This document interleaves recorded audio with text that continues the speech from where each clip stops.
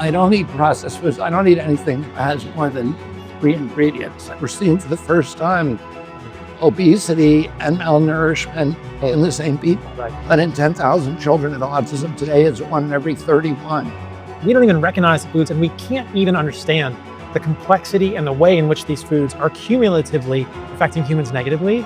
Stop counting calories and just eat high quality food. All right, so I want to talk about this Maha report, but I also want to hear about a day in your life, because this place, the White House, is not set up for health. We need to get better food here. But what did you eat for breakfast this morning? And what is your daily routine now? Because you're staying fit. You're still staying fit. So tell me about that. I mean, usually I don't eat breakfast. Okay. I usually do intermittent fasting. So I try to make it so my first meal is lunch. If I eat breakfast, I try to eat protein. And so I'll eat eggs and bacon, which is not that great a source of protein, but it's one that I enjoy.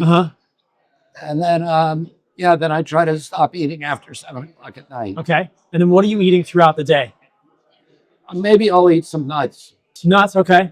So eggs and bacon. I keep peanuts and pistachios in the car, and we keep for snacks, and we keep dried mango. Okay. Those are kind of my snack. And then dinner, steak, or what's for dinner? Yeah, I eat protein, a lot of protein. Protein for dinner. I wouldn't call myself a role model. I don't eat processed foods. I don't eat anything that comes in a pack. And I don't eat anything that has more than 3 ingredients. Right. That's the key. But pretty much I eat whatever I want, and I eat large amounts of food. I eat a lot of food. You're not worried about calories? I'm not worried about calories. I don't worry about calories either. I think it's all about food quality. I mean, that sounds pretty good. Eggs and bacon for breakfast, nuts and pistachios, dried mango, steak and protein for dinner. That's pretty good, Bobby. Yeah. That's pretty good. And are you getting your workouts in? Is there a gym at the White House, or do you have to go to? I don't live at the White House. Right. But during the day. No, I go to a gym every day, and then I walk every day. Okay, you're getting some walking and stuff throughout the day. Okay. I walk to the gym every morning. Amazing. And before we started the podcast, I want to actually record this part because I think it's so important. I've been hanging out in Miami with a mutual friend of ours, and I just wanted to thank you for staying wild. I think that you're a falconer. You've been dealing with nature. I just think it's so cool to have someone who has a connection with nature, because I think that gives you a perspective on life that's different than a lot of people here in Washington. So thank you for that. Thank you for staying wild. I know I saw you were recently swimming in Rock Creek with your grandchildren. I thought it was amazing. Like, just go in nature. Like, you're someone that walks the walk, like you walk the talk. You're going in nature. I've seen videos of you in parks, like catching lizards with Russell Brand and stuff, like you're out there doing it. And so it gives me a lot of hope that you're still a human that loves nature, because I think that informs a lot of the way you see the world. So thank you for that. I mean, that's an important part also of our spiritual connection. Yeah. And, we're part of the health crisis in this country is also a spiritual malaise. Absolutely. It's a disconnection from community. Yeah. From nature. God talks to us through many vectors, through each other, through organized religion, through the great books of those religions, and through prophets and wise people, and through art and literature and music and poetry, but probably not anywhere with the kind of precision and texture and grace and joy as through creation. And our connection, if you look at the history of the spiritual history of humanity, all of the great central revelations of all of the principal religions all occurred in the wilderness. In the wilderness. Buddha had to go to the wilderness and sit under the Bodhikaya tree to get his revelation. Moses had to go to the wilderness of Mount Sinai, to get the commandments. Allah had to go to the wilderness of Mount Hera to wrestle the angel on a camping trip in the middle of the night, in order to, the angel squeezed out of him the first stanzas of the first surahs of the Quran. Christ had to go into nature for 40 days alone to discover his divinity for the first time. If you look at any religion, the central revelation always comes from nature and from wilderness, from the diluted work of the Creator.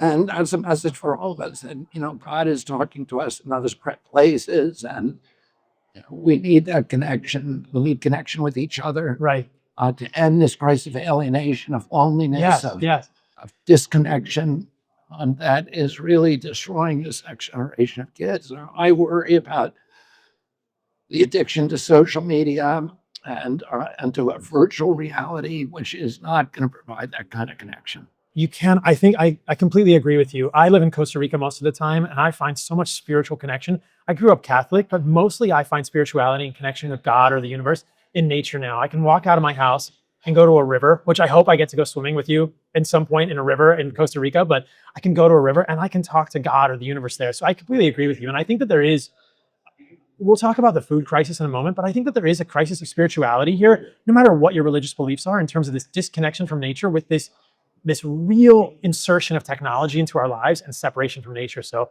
that's amazing. Thanks for sharing that. It's such an important thing. So let's talk about the food, because today the president and you are going to announce this MAHA report on chronic disease. And I was talking with Vani a little bit about it, and it sounds like we're going to have revelations about connections between processed food and chronic disease that we've known about, but have never really been discussed with the American public. This is incredible. Like, what are we going to hear in this report today?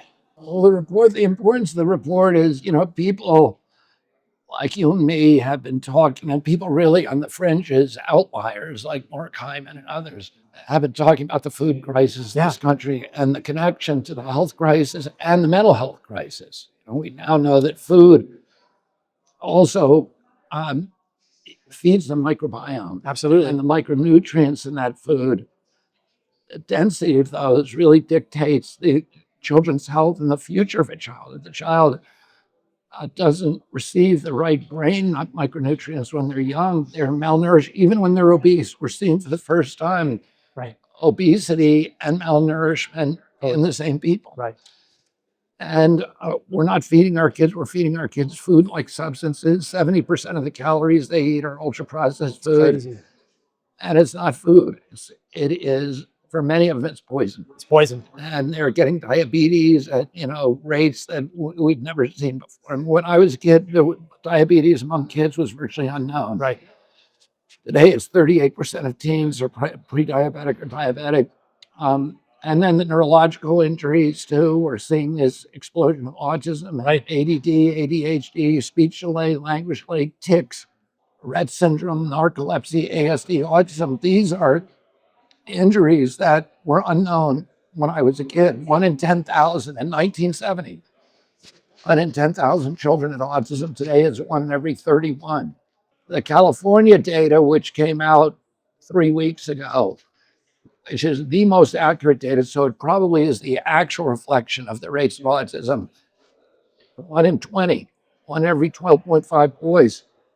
This is unsustainable. It's incredible. And a lot of it is linked to the food, and medications, which we're dependent on. We're over medicating our children.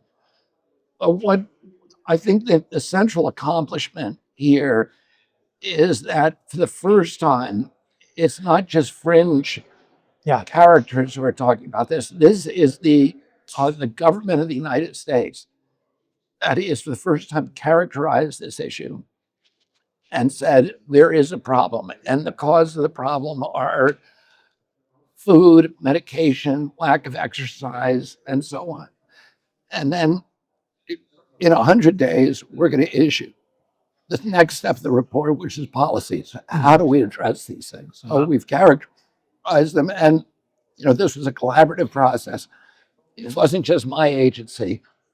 It was USDA, EPA, OMB, the trade representatives. Everybody came together and said, this is a crisis. It is real, and we need to do what we have to do to address it. It's such an incredible thing. I think today will mark a sea change for the health of the American people. I really hope it does, because if you look at us, statistics you've cited are so blatant. We're not eating that many more calories. Maybe we're eating a little bit more calories, but this isn't just humans overeating. And you've said this so well, and I've echoed what you've said.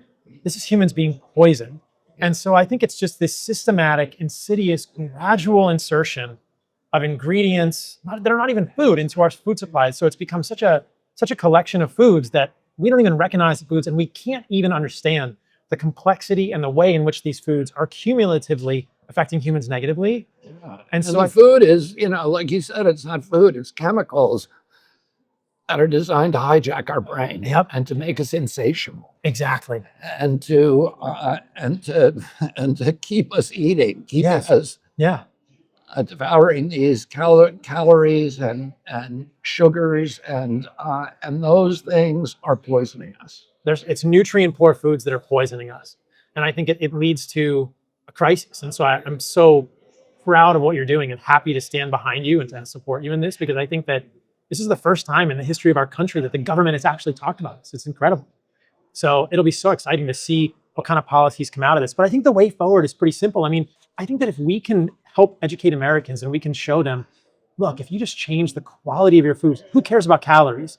Just eat better foods, humans will get healthier, right? I think the message is so simple. And you don't care about the calories. Just stop counting calories and just eat high quality food. And you're going to be healthy. And you're going to be healthy. And so, at a governmental level, where do you think we start with this? Because it's hard. You can't make seed oils illegal. Is it education? Is it? I think it's a combination of things. Some of the really bad stuff we're going to withdraw. We're going to revoke the approvals of, for example, dyes. The petroleum dyes. There's other components and ingredients in our food that we're going to give people a choice. If you want to eat them, you can eat them, but you want to know what you're doing to yourself. So some labeling. It's going to be probably labeling, but also just really good science so that people know. Yeah. And mothers can walk in the grocery store and use an app to tell them what I ought to be feeding our kids. And we're going to use technology. We're going to encourage use of glucose meters, wearables. Yeah. Of things that can tell you, as you eat in real time, here's what's happening to my glucose, here's what's happening to my insulin resistance. Right. And with the power to make everybody the CEO of their own health. Right. So that Americans can take control of their health. It's incredible. And I just want to also congratulate you. I mean, what you guys have accomplished in the first 100 days is remarkable. So thank you for this work. Thank you for what you're doing. Thank you for staying wild. I hope we get to hang out more in person. And I have some raw milk. Do you want to do a shot of raw milk to toast this with me? All right. So to the raw milk, it's raw milk and honey. We've added some lineage glyphosate-free honey, because one of the things I know you're thinking about a lot is this huge amount of glyphosate. So we've got glyphosate-free honey and raw milk, and let's go. So here's raw milk and honey for us. Here you go, boys. Enjoy. Secretary Kennedy, cheers. Good.